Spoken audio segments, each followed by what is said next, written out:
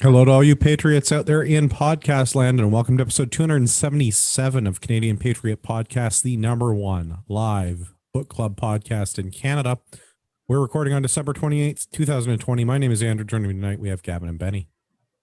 And we'd love to hear your feedback about the show. So please visit CanadianPatriotPodcast.com/feedback or email us at feedback@CanadianPatriotPodcast.com. Feel free to tell us which book you'd like us to burn next. Roast next. Read. That's what I want.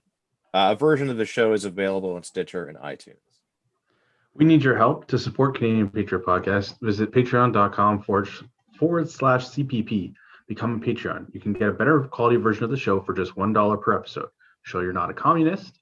Buy a CPP t-shirt for just $19.99 plus shipping and theft. Visit CanadianPatriotPodcast.com homepage and follow the link on the right. That brings us to my favorite segment. That's called What Are We Drinking? It's where I ask my panelists what we're drinking. We're going to start with Benny. You're on the bottom, so you go first.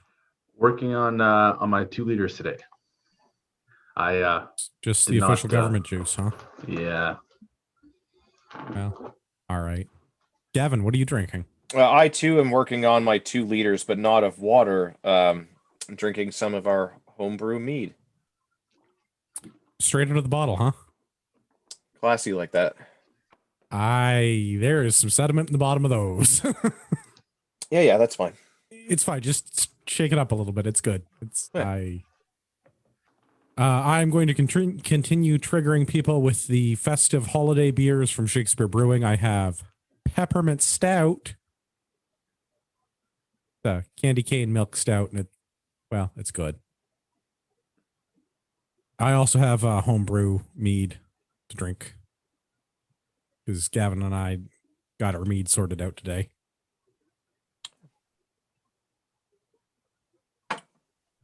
Successful science experiment.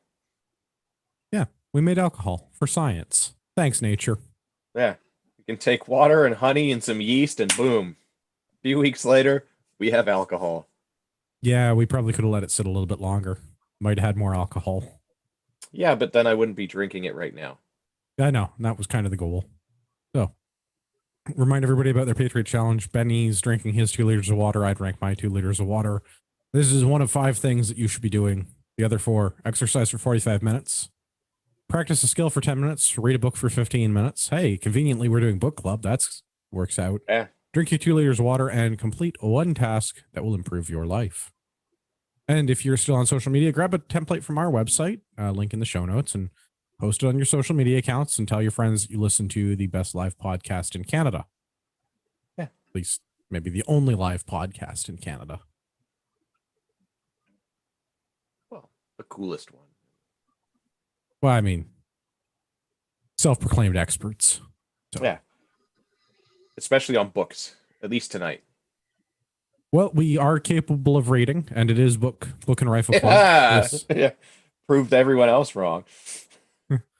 I mean, I mostly read the picture books, but that's fine. For December, rounding out the year, we're doing Fahrenheit 451 by Ray Bradbury. I'm not reading from the book this week. This book was not an easy read, so it's a good thing it was short. Yeah, I mean, I gotta say, I didn't like 1984. I really didn't like this book. Yeah, and not because they're like too real. It's just like it's not a good book. It's won a lot of awards though, and it's as a cautionary tale, it's not bad. But I don't like reading books that involve a lot of metaphor. I like people to make their point in a plain sort of a way. So like having to do things like read Death of a Salesman or Fahrenheit 451 or any of those like turn of the last century kind of novels that are, it's a metaphor wrapped inside of an enigma, put inside of a candy. Like it's like, and then I think there's an like onion somewhere. Yeah. Yeah. I lack the literary devices. I think like, I don't always pick up on those metaphors, and some of those I think are hard to read. And this is one of those, like, it's not a long book and it's not a terribly complex book, but some of the ideas are not communicated very clearly. It's only really done in effectively 3 chapters. It's almost written like a play. Like it's written like a 3-act play. Yeah, except that the third one just sucks. Like the ending was not good. Yeah, because it just kind of ends. Like, well, no, maybe we'll talk about there's that like more. Some sort of like, well, no, I want to say that there's like some sort of metaphor or meaning in that, but like, I don't care for it because it wasn't a good ending. Well, yeah, and I mean, like, I don't particularly like the ending of 1984 either, but like, at least it wrapped up the storyline. Whereas, like, this book, I feel like it just kind of ended, and you're just like, so, like, did someone rip out the last 20 pages of this book, or like, what's going on here? I don't know. I don't know if Bradbury was trying to be like hope for a brave new world. I mean, not the Huxley book, the other thing. Because, like, okay, so, I mean, hey, we do book clubs, there's spoilers and stuff. The end of the book ends with the 3rd nuclear war occurring. And apparently everybody's fine except the people that are in the city. They're all dead now. We think. We're not really sure. But, like, the blast was bad enough that the people in the end of the book were all, like, knocked over and unconscious for a while and covered in debris. But they were out in the woods, so they're okay. Now they're going to walk back into the city where there was just a nuclear bomb. Yeah, but it's totally fine, guys. Totally fine. Fallout wasn't a thing yet. Yeah. I mean, maybe. I mean, like, the book was written the end of the 40s, early 50s. It come out in like 1951 or 52, something like that. Yeah. So, I mean, maybe the effects of Fallout not well understood. The nuclear war thing was kind of interesting because I had read a different, not version, but a different release of this book. I can't think of what the name of that is now. A different edition of this book. And I got set off by a number because I'm like, I'm pretty sure that this said that the 2 atomic wars happened in like 1990 or some such. So the book is set in 2052, although it maybe isn't actually set in 2052 because calendars are maybe not accurately recorded anymore in the dystopian future, not unlike 1984. But the very beginning of the second act, the sieve in the sand, the main character Montag's talking about winning 2 atomic wars since 1960. And in the version or the edition of the book that I was just reading, I can almost see the boomer going 2 world wars as he holds up in 1911. Almost. The edition of the book that I was reading was saying the last atomic war was in 2022, which, I mean, dystopian future right around the corner. But I could have sworn that when I read this book before, like in high school, that it was like 1990. So I went back. Apparently, this is one of the things that they've changed in different editions of the book, which I find weird, odd. Yeah. Like, why is the timeline changing? Because the year of the book is it's 1984 coming true in Fahrenheit 451. Because the book's still set in an approximation of 2052. But now the atomic war is shifted by 50 years. And like, really, those dates don't matter because this is fiction. I know. I know. That's what makes it even weirder is like, it doesn't matter. So why even bother changing? Like, it doesn't add anything more to it. It doesn't make it more realistic or plausible. Like, the whole thing is made up. So why alter something like that? Like, it's weird. That there was another like anachronistic item that I found yes, thank you. That's the word I'm looking for. When they were talking about the value of money, I was a little bit confused because I was like, well, maybe I don't really understand. So, at one point, again, main character Montag, he's talking to somebody and he's like, get all the money that you can out of the bank. And he's like, I have a couple $100. And I was like, well, that's weird. I mean, like, maybe in the future, it's like in our timeline where money is just not a thing people have in abundance and everybody's just impoverished and living in debt.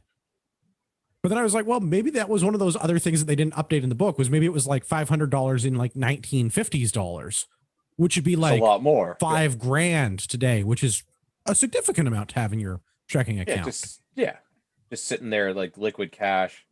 Yeah, when most people have negative dollars. So I thought that was one of those again, because he like the main character takes his $500 out the bank and then he slips one of the other protagonists $100 and he's like, use it for the cause. It's like, you guys are talking about like printing a flyer campaign. $100 is not going to get you a lot of flyers at Staples, bro. Yeah. But yeah, it's weird that they would go back and alter a date that has no effect on the storyline, but then not go and change a dollar value, which makes it more relevant, at least to the people reading it now, to make it seem like it is the appropriate amount of money.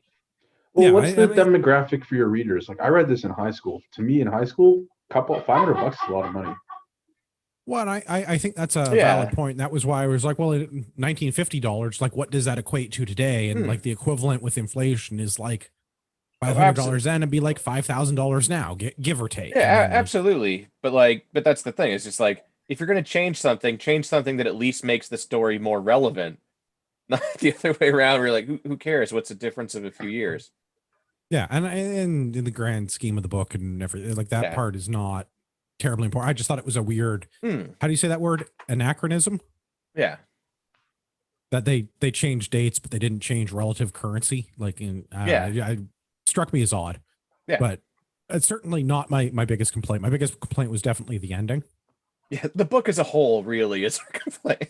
So it's a good thing it's only like 180 pages, because it's not. Not, I don't think it's a bad book. I mean, it is a critically well received book. Yeah, but I mean, it has won a lot of.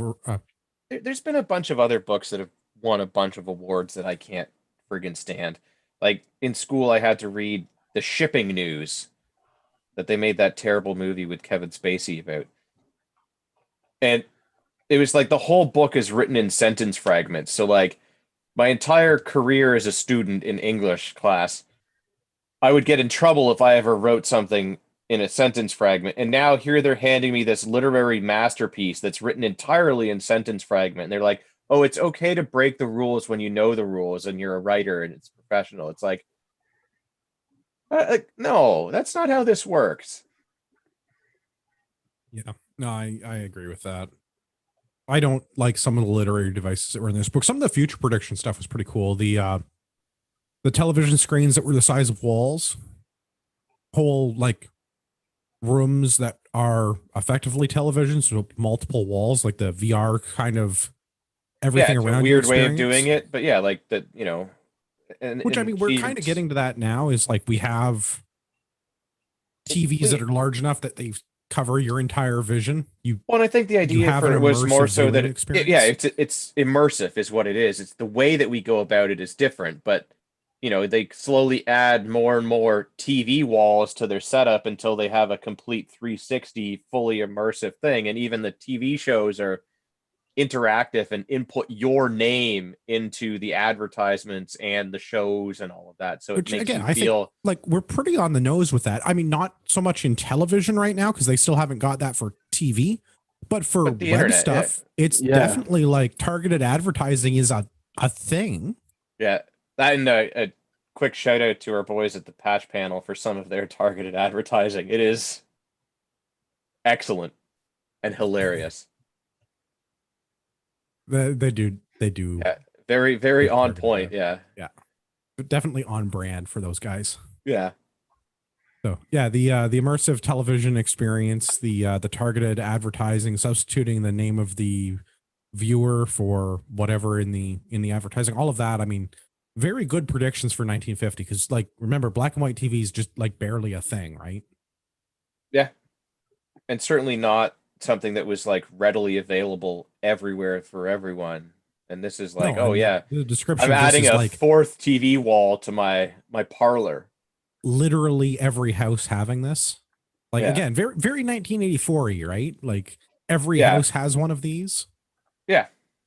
Well, I think the underlying theme between where this point is, people are buying into mainstream media and just that's the only way of getting your information. So that's what everyone has to do. Otherwise, you're the odd guy who doesn't know what's going on in the world. Well, I think that's one of the big criticisms that Bradbury was drawing with this book is that, I mean, this is one of the criticisms of the way that life was accelerating after the Second World War in America, that everything is fast and everybody is on drugs and you can't keep up with the pace and people don't have the time or the interest to consume slow media like reading books. So instead they just want things pumped into their house in a mass-produced consumerist kind of a way where it's very materialistic and it's very consumerism centric and it's very commercialized, commoditized. You buy the products, the product breaks, you buy another product. The product is targeted to you because, like, even when they were talking about like religion, like Jesus is trying to sell you stuff in those ads. Yeah. And I mean, it's the kind of media that there's no effort in taking it in. You just sit there and mindlessly absorb it because it's a TV. Like a book, you have to actually read it. So there's some investment of time at the very least in it. But this is just again, like a really good prediction with the television dramas that the main character's wife was involved in, that she's all about she's super invested in her family that lives in the parlor and in these characters on the TV screens, but she doesn't know what any of them do or what their interests are. It's a very one-dimensional, very flat character description. And the plots, the stories are non-existent because it's just loud noises and bright lights. It's not really, I mean, it kind of reminds me of like describing a Michael Bay film to someone. Yeah. Or pretty much any soap opera where like they're at a birthday party for 72 weeks or something ridiculous, you know, it's just like this one thing takes either forever or all of a sudden 6 years have passed in a split second, and it doesn't have to make any sense, but like it's cheap entertainment that keeps everyone staring at their idiot box, you know, to the point where, you know, in the story, like she's so oblivious to everything else going on in the world, basically, that all she cares about is like going out and driving her in a car stupid fast or watching TV. Well, even 16-year-old me reading this book in high school, being in like no internet, no TV, because I was in a boarding school, wasn't exposed to any of this. I recognized that the world was already turning in this direction, and I felt like he was talking to, you know, my generation at the time, where all these people are more interested in what the Kardashians are doing than you know, what the next president's going to say or do. Yeah, I think that's a fair criticism, and I think again, like the time that this was written, like this is one of those like on the nose predictions that somebody tried to warn us about this, and maybe planting yourself in front of the idiot box is not the best plan. Yeah, maybe they should have put this warning in the idiot box, and then people would have paid attention. But putting it into a book that people are already not reading certainly doesn't help. But we had to read it in high school, so that I guess they were trying a little bit. Broken clock, maybe. Just because they did doesn't mean they meant to. Which is the other funny thing, I think we've mentioned it before, but a bunch of these books that are like acclaimed and everyone needs to read it are also a bunch of books that have been banned at one time or another somewhere in North America. Well, I mean, banning a book just usually makes me want to read it more. Some books are legitimately terrible, like anything Marx has ever written. Yeah. I mean, but it doesn't mean you shouldn't read Marx. It just means that like you should understand that it's a terrible idea. Yeah. Ugh. Reading Rules for Radicals right now to try to get ahead because I know we've put it on the list. And yeah, I don't like Saul Alinsky. I don't like how he writes. Sounds like a bad ideas. Idea. Yeah. No, it's an awful book, but I mean, it is also the communist playbook. Right? I mean, the anti-fascist playbook. Same difference, really. Yeah. Distinction without a difference, or difference without a distinction. One or the other. These photos are the same. Yeah. I don't know. You did touch on the fast cars thing. That was another, again, like good prediction. Is difference in technology 1950 versus today. Oh, big pastime in the book for people is just driving their cars ridiculously fast, so fast they might die. Not because they need to, just because like that's their pastime. Well, and that's kind of the weird thing. Like, there's a lot of similarities between 1984 and this book. at least in like the reasons that they've done things. But like in this book, it seems like, contrary to 1984, where it's like you need to live a very slow, even sedentary life with no excitement whatsoever. In this book, it's like the exact opposite. It's like, let's pump them full of adrenaline all the time. Well, like, I think that's a big part of it. Is they're just chasing highs in this book. Like the random populace, the unnamed characters for the most part. I mean, Millie, the wife, she's really the only character that we have any investment in a character profile for. But the unnamed characters that are just driving around at high speeds, causing accidents and killing themselves and one another. And it's just described as like a normal behavior. This is a thing that people do, is they go out, they drive really fast, and a bunch of them kill one another or themselves. Yeah. But apparently they also do like massive amounts of drugs, so much to the point that the EMTs just come around and like pump your stomach at home and then go on about their way to the next house where they repeat the process. Yeah. And it's not like a thing. It's just, yeah. People are ODing all the time, like to the point where full-time paramedics just go around and pump stomachs. Yeah. Again, like assuming this isn't a major city somewhere in the Midwest of the United States in like the not so distant future. Yeah, it's like the paramedics come, they Narcan you, and then they just take off, but they don't even be like, hey man, you really shouldn't do that again. It really is a strong parallel to how Narcan works. I mean, like they were talking about more like actual pumping stomach stuff. Like, I mean, the behavior is definitely more in the, oh, you OD'd, here's a thing to stop you from ODing. Have a good night. We're going to go do like 12 more of these this shift. Yeah. Like once they get there and do their thing, like whatever ODing you were doing has been completely reversed and now you're fine. And maybe you need to like sleep it off or drink some water or change your socks or whatever. But like, you're fine. It's done. You're not dying anymore. You will be fine. And then tomorrow you can go and OD again and they'll come and do the same thing over and over and over and over and over and over again. And nobody really notices or cares, which, I mean, again, like the parallel to like modern drug addiction problems, like the opiate crisis and the way that we treat our healthcare system. Yeah. The parallel there, again, I don't know how you predict that so accurately 50 years ago, or I guess 70 years ago. Yeah. I mean, I guess the writing was on the wall, but I mean, so many other people didn't see it that, you know, there's a couple of people that picked up on it and predicted it. But I mean, maybe that's just us, you know, with the whole hindsight thing always being 2020. I mean, could be, but I mean, we talk about this stuff all the time when we do political commentary and current events stuff. Is like, do you guys not see the problem with Narcan and like opiate addictions? Like, does nobody realize this is a bad thing and maybe we should stop doing it? And that's not hindsight. That's just like, we're observing people ODing on like carfentanil, and it's like some dude has like, what was that guy in Toronto? He had enough carfentanil to kill like everybody in the country like 10,000 times or something. He had like, but we don't care about that, Andrew. What we care about is that he somehow got guns illegally. But even now, we don't care about is just he had guns, so it's our fault. It's Justin's socks that are important, or his hair. Yeah, he looks better than the other guy, so I'm going to vote for him. That, and I'm thinking about adding a third TV wall to my room. So, well, you should definitely get a third TV wall. Yeah, it's not the same. Like 2 is the immersive just like experience. Yeah, like 4 is the ultimate, but like 2 is just for the poors. Right, you can't have just 2 or a little one that doesn't fill up a whole wall, one that you could like hide behind a picture. Yeah. Oh.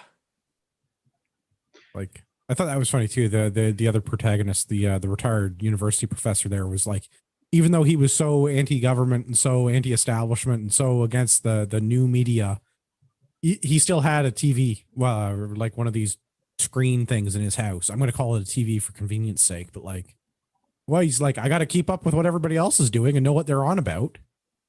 I mean, it's not wrong. You're a recluse that lives by yourself and doesn't interact with anyone. Why do you need to like? I mean, I guess at the other hand, it's like the only media that you can consume legally, but I don't know, man. Yeah. Kind of weird. Maybe we should kind of touch on what the book is actually about, though, for anyone that hasn't read it. I mean, yeah, okay. Let's do that. I mean, I'm just gonna keep critiquing things I don't like, but yes. Yeah, just like so we do an accurate portrayal of the book. so that people can decide if they haven't read it yet, if they want to. And like we've already said, like spoiler alert, we've already given it all away. But yeah. If I remember correctly, Montag is a firefighter, right? A fireman. Yes. Protagonist, the main character, Guy Montag, is a firefighter in the book. But the role of firefighter has changed significantly. Yeah, I guess that should be, we should make that clear, because they're not firefighters in the book, they're firemen. Yes. So at some point in history, it changed, and once buildings became fireproof, firefighters were no longer needed because nothing burned anymore. But there was a bunch of books that told people to, lead normal lives, not weird lives, that needed to be burned. So the firemen basically switched roles, and instead of stopping fires, began starting fires and burning people's collection of books and potentially burning them if they refused to leave the house. Well, and the authoritarian government in this novel also, like the firemen were set up in a certain way to do this, because books changed over time. It wasn't just like books were banned tomorrow. Over a period of decades, books were abridged and degraded to accommodate people's shortening attention spans, because of the whole, like, everybody's on drugs, everybody has to go super fast, everybody has to chase the next high. So people don't have the time or the inclination to read books. So they were reading like Cole's notes of books, and then we were reading like summaries of Cole's notes of books. And like, so eventually you got to the point where nobody was actually an insignificant amount of people were reading books, and higher institutions of learning had turned into like basically atomic energy research and other less liberal arts.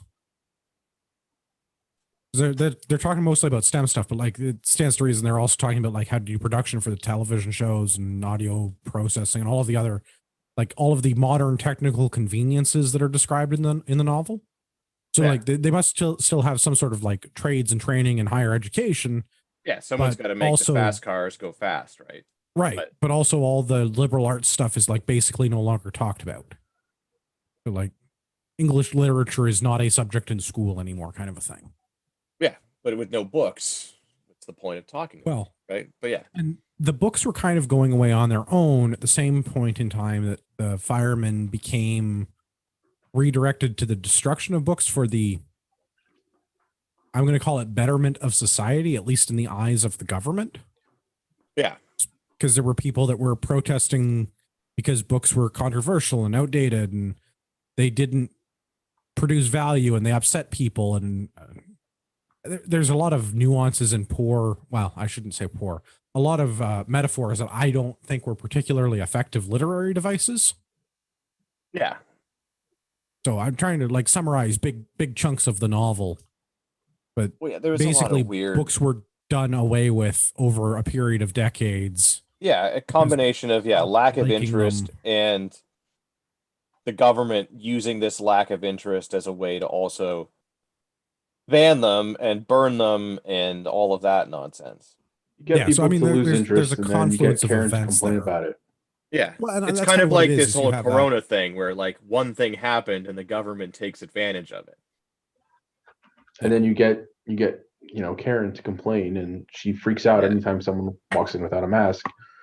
So yeah, this would be the same kind of a thing where it's like there was a couple of people that still had libraries of books in their original state that haven't been whittled down to a summary of a summary of a summary, and these are now verboten. So someone would find out and call the authorities, and the firemen would show up and basically get out the old Flammenwerfer and just like torch the whole house.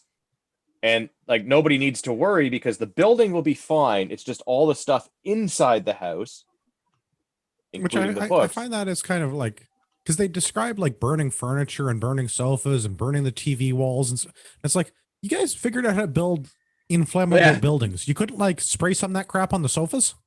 Yeah, like at least like the basic essentials. Like fine, maybe the TV doesn't get it, but yeah, like a wooden chair, like maybe the cushion burns, but like the functional part of the chair that holds your butt off the ground, like that doesn't burn. Like the kitchen table, the knife and fork, no, like everything inside the house is just burnt to a crisp. But yeah, the building's fine. It's some weird membrane thing that they put on it or whatever. Well, they talked about that, like retrofitting older buildings. They were able to deploy some sort of a shield on them. Yeah, which to me means that you could absolutely put that on something else, right? Well, I mean, that in my mind, that's how it works. But there's a lot of, I'm not going to say plot holes, but there's a lot of literary devices in this book that I don't care for how they're used, because it's like, okay, so we can burn all the contents of houses, but we can't burn actual houses. I don't get that, but I understand that we're using it to push the story along. It's like in the terrible third act of the story where they say that, like, well, everyone actually has photographic memories if you just know how to unlock it. And this guy that happens to just be randomly sitting around a campfire with a bunch of other hobos who are all like retired university professors and been out of work for 40 years. He spent 20 years figuring out the process for like photographic recall. And then there's no other details given about how it works. Yeah. It's like, and somehow they're all sitting around a campfire with a TV. Well, like a pocket TV, which again, like kudos to Bradbury. He's describing like cell phones. Yeah. Right. Like pocket TVs are a thing. Like, I mean, well, and this whole, there, right? Like the salamander thing. Another thing they don't really. The salamander is just a literary device for a whatever their equivalent of a fire truck engine type thing is, except it's like the opposite of a. I mean, maybe there's some weird connection of salamanders to fire that I'm not aware of, but you have a fire burning for 7 years that's as hot as a glass fire furnace guy. Then you will see a salamander. You pull a salamander out, bathe in its blood, and now you're impervious to fire. And where are you pulling that out of?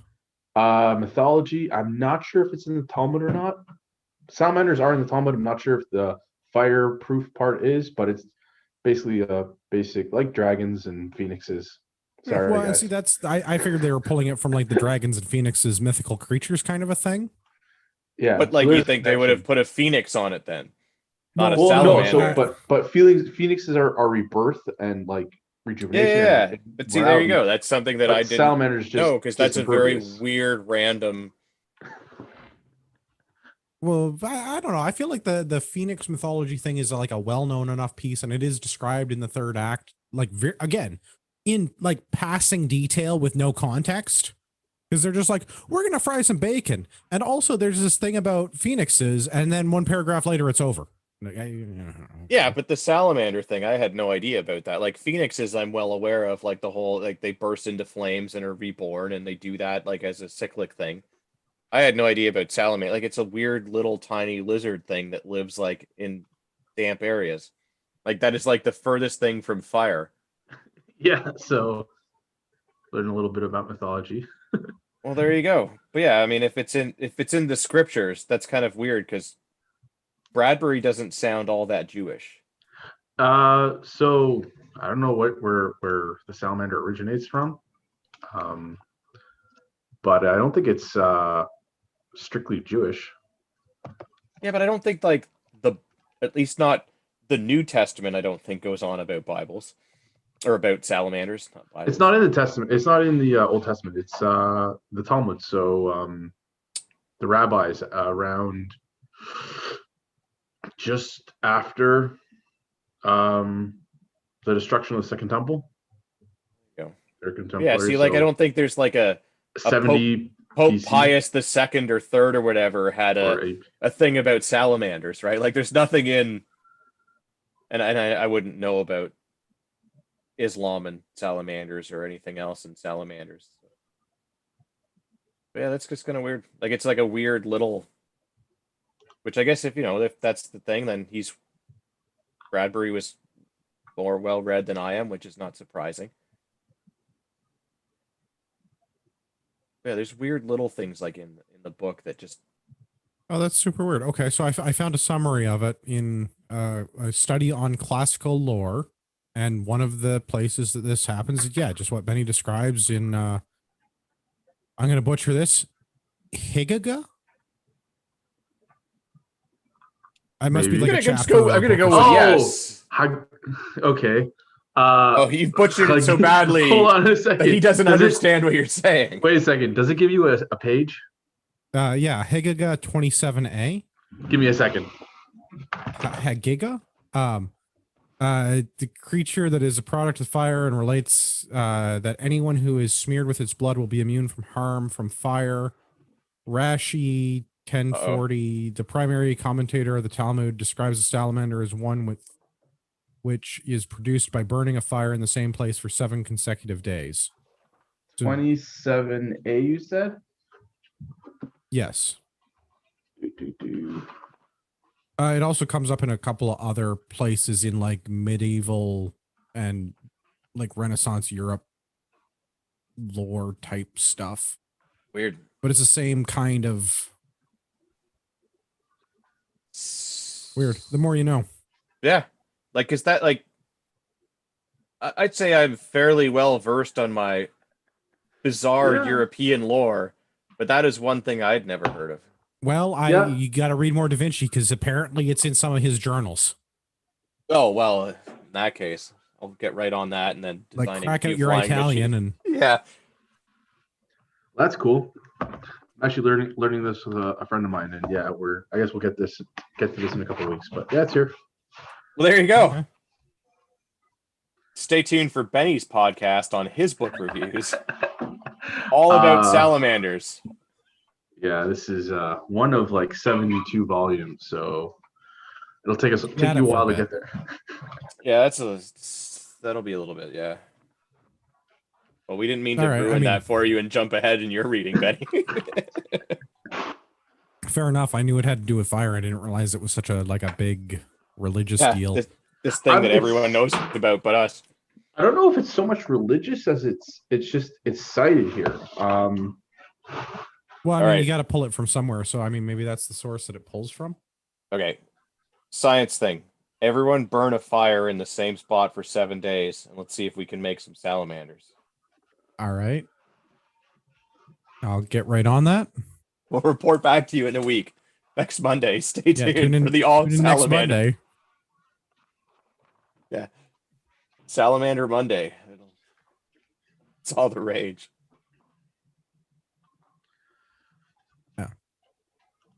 I also, again, like the Blitzkrieg type warfare that they describe is another one of those like crazy future predictions that I don't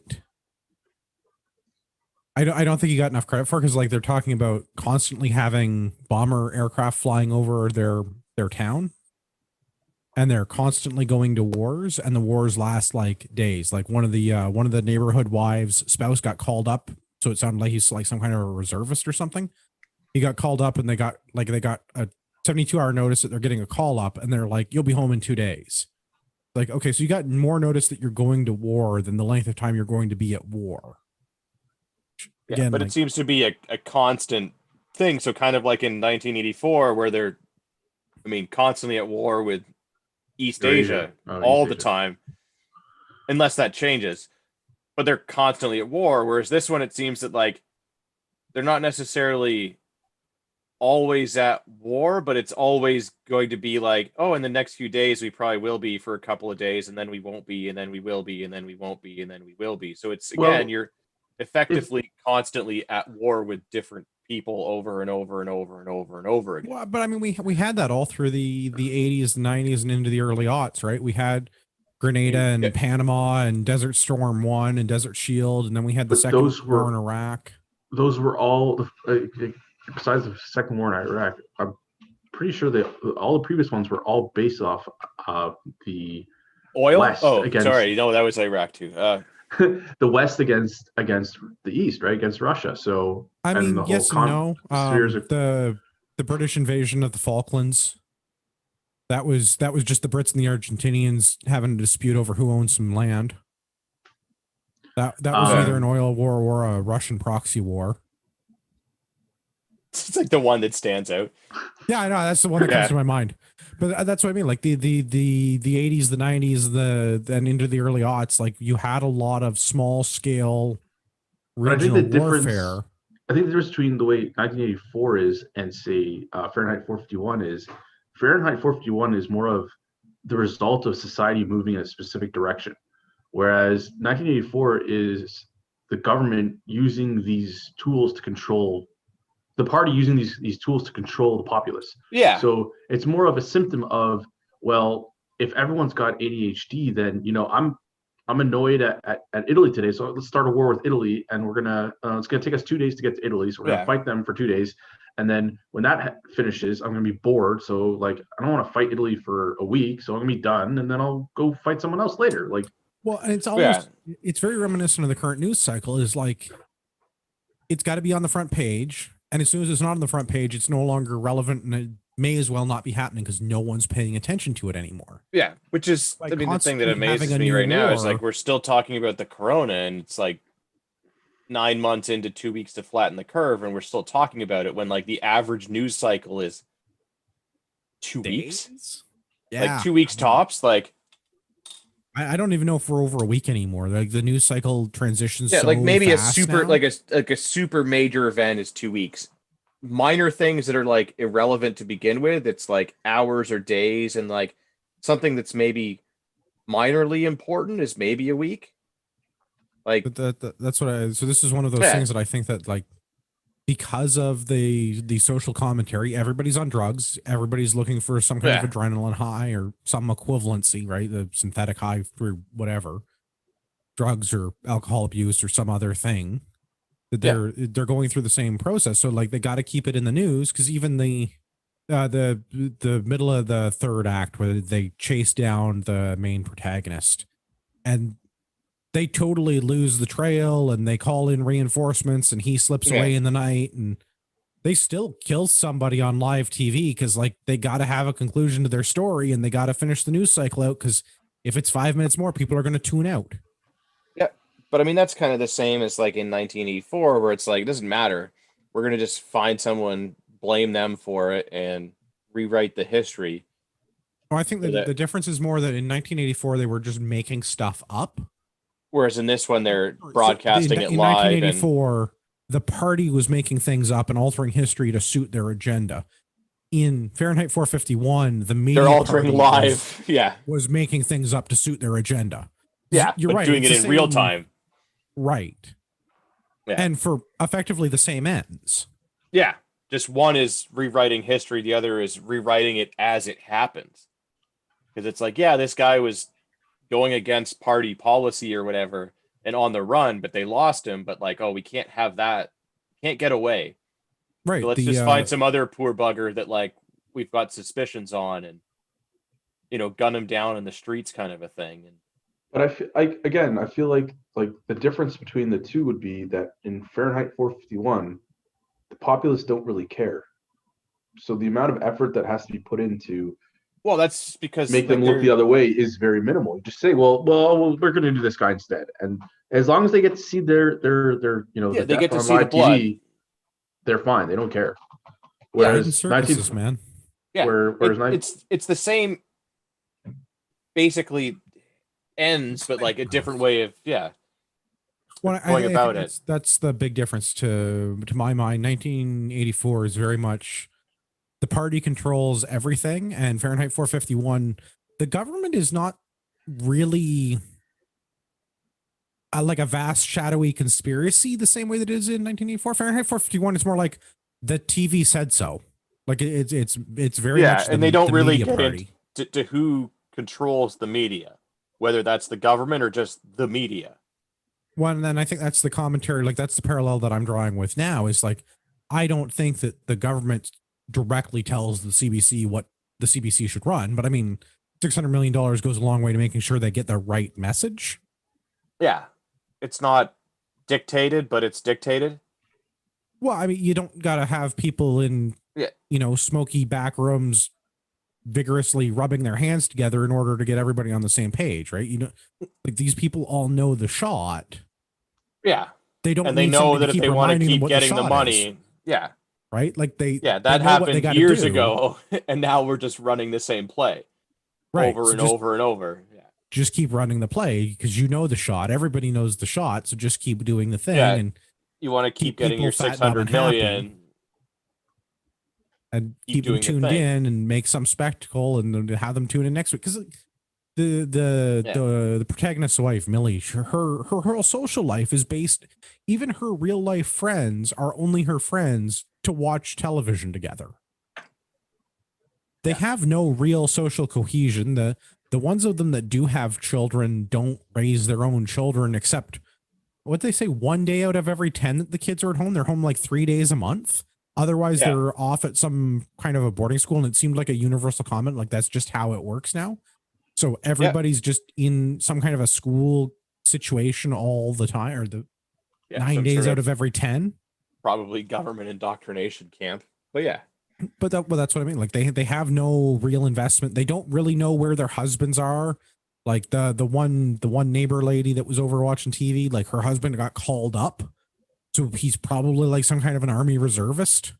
But she doesn't know where he's going or really for how long he's going to be. But the army said it'll only be for a couple of days and then he'll be home. Yeah. It's like, and I mean the the minute that you have somebody that is a bit of a free thinker, like the kid in the first part of the book, the government tracks them all and then we'll just take them out. Yeah, again, that was one of those like plot devices that I didn't really care for, because the character with the most character development was the 17-year-old neighbor kid that just like appeared and then disappeared with no like even the main character doesn't have a whole lot of character development. Right. And I get it. It's like a short story. It's a novella. It's not a big long novel. I get that. But the only character that I was actually invested in was the neighbor kid, because that was the only actual interesting character who they killed off, maybe, that just like disappeared one day with a third of the book. They're gone and they don't even like, they're just like, she's dead. Well, they assume she's dead. There's not even like, they don't even wrap the loose end up. Like it's just the assumption that she's dead. And again, is that another 1984 thing? Is like people just get disappeared? Or is this like, because there's no like real meaningful interpersonal relationships with these people. They're not invested in their neighbors or their community or themselves. They kind of know the people they work with, and they're all on second and third and fourth marriages, and some of them don't know where their previous spouses are, and some of them seem to have been divorced as a convenience rather than any like real factor in their marriage. Some of them seem to be married for no reason. They just kind of are.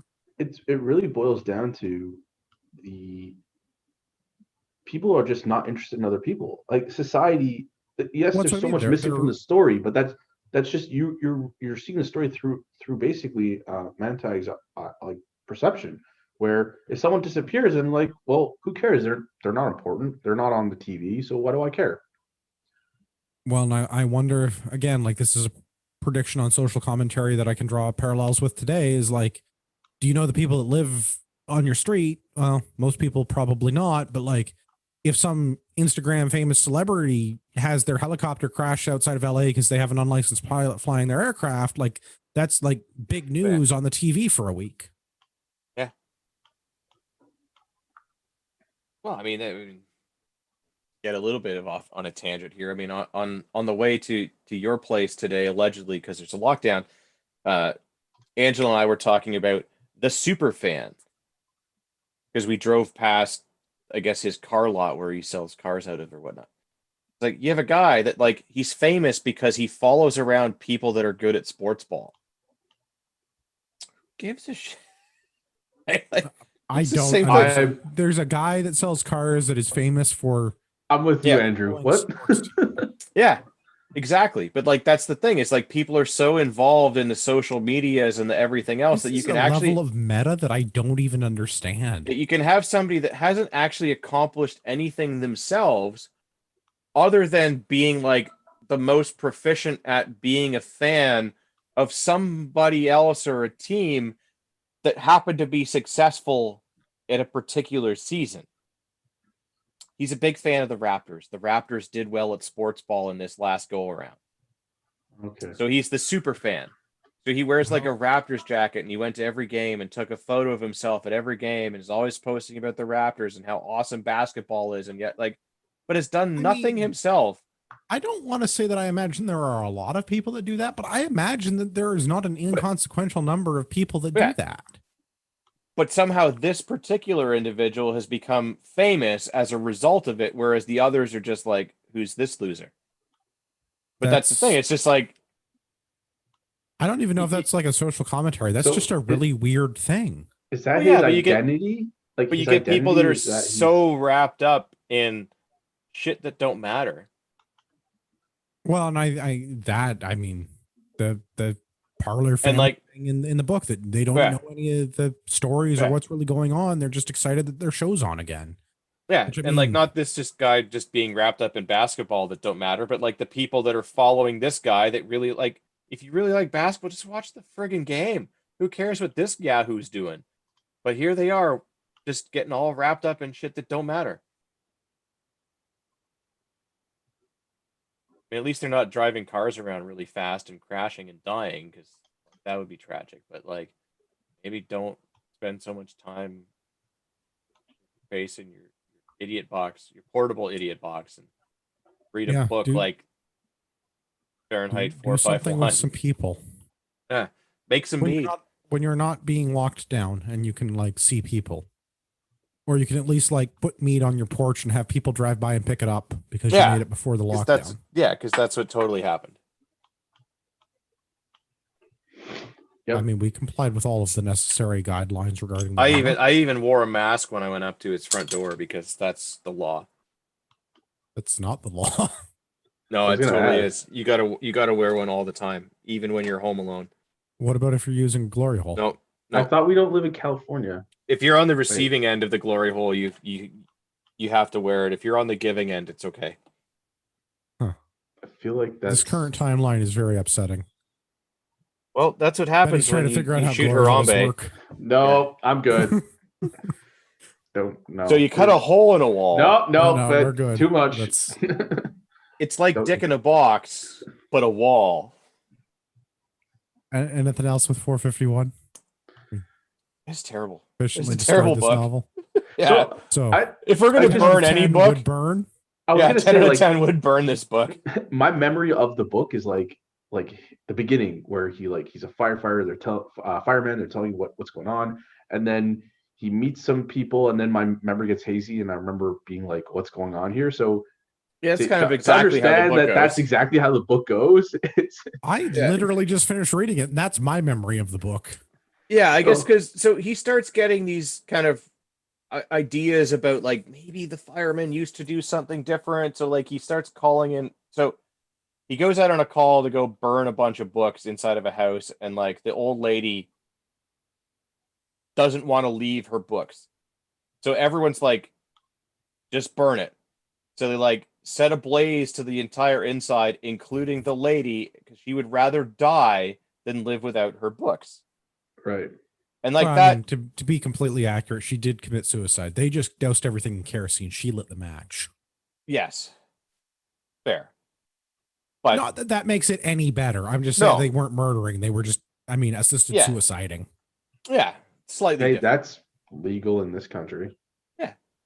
Only if you're a doctor, but that whole thing messes up the main character, Montag. Like he's all like totally messed up by this, and like rightly so. That like he's there thinking like he's doing the right thing and doing a good thing by burning all these like evil books, which he's kind of stolen a few over the years here and there and squirreled them away in like his vent somewhere. But like that aside, like this is the first time that anyone for him is like burned alive because they couldn't live without their book. So it messes him up for a few days, and like he stays home and like pretends to be sick and everything. So like the chief comes by and like basically explains to him that firemen weren't always firemen, and they actually put fires out, and it kind of explains the whole thing. And like, okay, now that you know what the thing is, like get back with the program. Yeah, here's the shot now. Follow through with the shot. Yeah. And there's some sort of weird mechanical dog thing that'll hunt you down once it gets the smell of your blood or whatever it is. That's kind of creepy. That just reminds me of Hunger Games. Yeah, but it's like a weird robot dog that is weird basically foreshadowing used at the beginning, because like the mechanical dog that lived at the fire station like never got along with the protagonist to begin with. Yeah. There was some weird, and they thought he was kind of crazy, but he's like, no, for real, like it doesn't like me. Like, no, it's fine. Turn up at the end of the book, they end up setting it loose on him. Like that's sort of the. But that's what they used to kill the guy that was his replacement when they couldn't find him when he ran away and was hanging out with a bunch of hobos that also happened to be like retired PhD professors of literature that have parts of historical books memorized in their brain because photographic memory. And somehow they have a whole network of people that have all these books preserved in their brain that they can at some point in the future reproduce somehow, but they don't have a plan for that. After the atomic bombs fall, destroying major cities throughout the United States, they will get these photographic images of pages of books. It sounds like a great reset, just with a lot more steps. Yeah.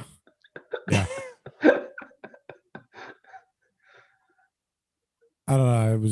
I'm not a fan of the ending. Not a fan of the book overall, but I mean, like, there's some interesting. The ending was particularly terrible. Yeah. Yeah, I feel like there's some interesting parallels. There's some interesting predictions. I think there's some good takeaways from it in the like social commentary field, like people not having investments in relationships even within their own families, like their own biological families. Yeah. No, I yes, if you look at it from I read this book and now I can see what he was trying to say about society and warn us about things that are coming and see what has transpired as yes, there are some benefits to reading the book, and for how short it is, it's probably worth reading. But be warned, it's terrible. It is not a good book. Yeah, I would not go out of my way to read it again, which I think probably the only book that we've done that I can say that about. I wouldn't read 1984 again. I've read 1984 a couple of times, 4, 5 times maybe. I wouldn't say it's a great book, but it is a well-written book. Okay, I'll give it that. It is definitely not. Yeah, it's better written for sure. I just don't like it. Yeah, I mean that's fair criticism. I'd read Starship Troopers again. I've probably read Starship Troopers like 10 times. As much as there were certain like catchphrases in that book that annoyed me because it was just like repetitive, the book as a whole was not bad. I mean, I wish there was like an ongoing long series of those, because I think it would be interesting to see where it all goes, because like, to see where it goes with the skinnies and the bugs and the whole thing, and like where does this whole because he made you get involved in the characters and the plot and everything, unlike 451 where there is no buy-in, where you're just like between real novels and short stories that have been turned into novellas. Yeah, but I mean, Gavin, just read Troopers wasn't a particularly long book either. Longer, yes, but not ridiculously long. Yeah, that's fair. I mean, it was originally written as like a comic book kind of a story, or like a science fiction magazine. Of the fiction books that we have done reviews on the show, Fahrenheit 451 is definitely the bottom of my list. Yeah, and Starship Troopers is the best. We've only really done 3 science fiction books. Yeah. Gavin, if you want to know what happens, read Ender's Game. Yeah. Which I think is coming up. It's on the reading list. I wonder, is Ender's Game supposed to be in the same universe as Starship Troopers? No. I mean, it's not, but pretty similar though. The concept, yes, the base premise of it's probably they read it. Yeah. They read it and were like, "Oh man, this is inspiring me." And then I guess because in Ender's Game they didn't have faster than light travel, did they? No, but they had faster than light communication. or as fast as. So definitely not the same universe. Yeah, but inspired by, I would definitely say, like he was definitely reading. There's some strong parallels, yeah. Yeah. It's like when you copy someone else's work, but you change it just enough to make it your own. You can't get accused of plagiarism. So you actually can listen. I believe Ben Shapiro interviewed him for his Sunday special one time. So well, there you go. We might have to get him on the show. If you want to listen to his interview. Ben Shapiro. We're gonna have to get Ben Shapiro on the show. I don't have any polls, so you're gonna have to find someone else to get him on. I think we just send him an email and say our show is better than yours. Prove me wrong.